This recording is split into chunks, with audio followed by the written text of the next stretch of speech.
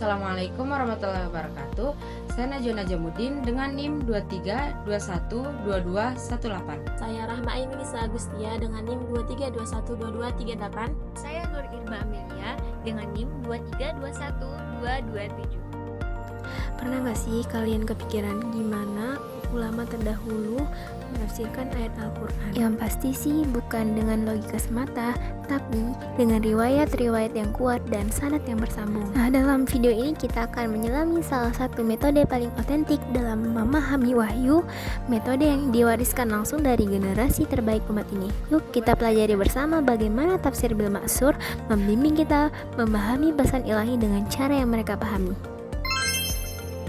Tafsir secara terminologi adalah isim masdar dari kata fasaro yang berarti bayan atau menjelaskan. Adapun menurut istilah, yaitu ilmu yang membahas tentang seluk-beluk yang menyangkut dengan Al-Quran, baik dari segi memahami dilalah ayat-ayat, dari segi kewahyuannya, sesuai dengan kemampuan yang dimiliki manusia.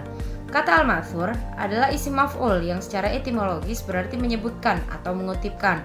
Athar juga berarti sunnah, hadis, jejak, bebas, pengaruh, dan kesan. Jadi, kata ma'thur pada hakikatnya mempunyai makna mengikuti atau mengalihkan sesuatu yang sudah ada dari orang lain atau masa lalu sehingga tinggal mewarisi dan meneruskan apa adanya. Tafsir bil ma'thur adalah penafsiran ayat Al-Quran yang dilakukan penafsiran ayat dengan ayat dengan hadis, ayat dengan riwayat sahabat, dan ayat dengan riwayat tabi'in. Tafsir Al-Quran dengan Al-Quran terdapat beberapa bentuk.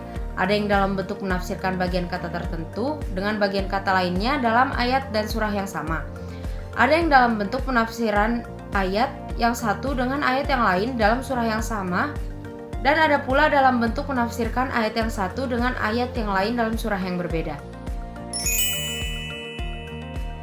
Selanjutnya yaitu menafsirkan Al-Quran dengan sunnah, aqwalus sahabah, dan tabi'in. Yang pertama, menafsirkan Al-Quran dengan sunnah. Penafsiran ini dilakukan jika tidak bisa lagi dilakukan dengan cara menafsirkan Al-Quran dengan Al-Quran, maka dilakukanlah penafsiran Al-Quran dengan hadis. Penafsiran ini berfungsi sebagai penjelas terhadap hal-hal yang masih bersifat global, juga mengkhususkan atau takhsis. Dalam hal ini, As-Sunnah menjelaskan Al-Quran jika dalam Al-Quran itu sendiri tidak terdapat penjelasan karena kedudukan atau fungsi As-Sunnah sebagai penjelas terhadap Al-Quran. Yang kedua, menafsirkan Al-Quran dengan aqwalus sahabah.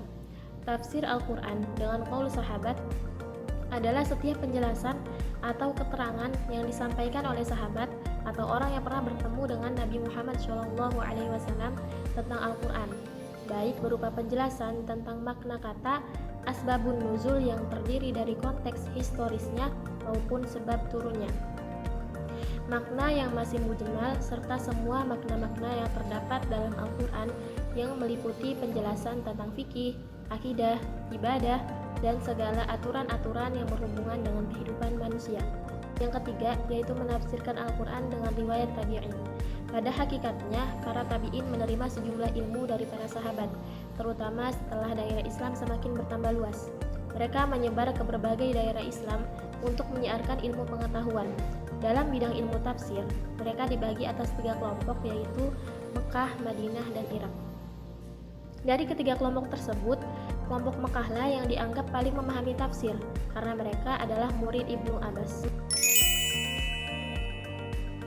Materi selanjutnya yaitu hal-hal yang melemahkan tafsir bil ma'thur. Yang pertama, banyaknya pemalsuan di bidang tafsir dengan apa yang disisipkan oleh para musuh Islam, seperti para zindik dan kalangan Yahudi, dan versi dan pemahaman para pemilik mazhab yang menyimpang, seperti Syiah, Mu'tazilah, Khawarij, dan lain-lain. Yang kedua, masuknya Israiliyat ke dalam tafsir. Yang ketiga, pembuangan sanad sebagai sebab utama yang menyebabkan kedhaifan tafsir bil ma'thur dan tidak bisa dipegang. Materi selanjutnya yaitu contoh-contoh kitab tafsir yang menggunakan metode tafsir bil ma'thur. Yang pertama ada Tafsir Al-Tabari Jami' al-Bayan fi Ta'wil Al-Quran. Kitab ini ditulis oleh Muhammad bin Jarir Al-Tabari. Kitab ini dianggap sebagai salah satu yang paling lengkap dan otoritatif dalam tafsir bil ma'thur. Tafsir Al-Tabari ini juga menyajikan berbagai riwayat dan pendapat ulama dalam menafsirkan ayat Al-Quran dengan sanad ringan. Selanjutnya, ada tafsir Ibnu Katsir atau tafsir Al-Quran Al-Azim yang ditulis oleh Ibnu Katsir. Kitab ini juga sangat populer dan banyak dirujuk karena pendekatan bil ma'thurnya yang selanjutnya ada tafsir Ad-Dur Al-Mansur fi Ta'tsir bil Ma'thur karyanya Jalaluddin As-Sayuti. Kitab ini secara khusus membahas tafsir bil Ma'thur dan memuat berbagai riwayat dari Al-Quran, hadis, dan asar sahabat. Baiklah, dapat dilihat di sini ada contoh dari penafsiran Al-Quran dengan hadis. Nah, di sini ada surah Al-Baqarah ayat 238 yang berbunyi Bismillahirrahmanirrahim. Hafidhu 'alas salawati was salatil wusta wa qumu lillahi qanitin, yang artinya peliharalah semua salat fardu dan salat wusta, berdirilah karena Allah dalam salat dengan khusyuk. Nah, dapat dilihat dari kata wusta. Salat wusta ini kan maknanya kan masih rancu ya. Nah, jadi agar bisa dimengerti, ditafsirkan kembali dengan hadis yang artinya, dan telah menceritakan kepada kami Aun bin Salam Al-Kufi telah mengabarkan kepada kami Muhammad bin Thalha dari Zubaid dari Murrah dari Abdullah, dia berkata, Sallallahu alaihi wasallam, dari salat hingga matahari memerah atau menguning. Lalu Rasulullah Sallallahu alaihi wasallam bersabda, sungguh mereka telah menyibukkan diri dari salat wusta, yaitu sholat asar.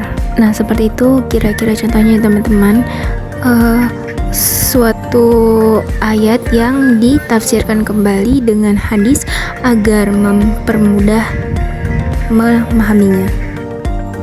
Sekian materi dari kami, kurang lebihnya mohon maaf. Wabillahi taufiq wal hidayah. Wassalamualaikum warahmatullahi wabarakatuh.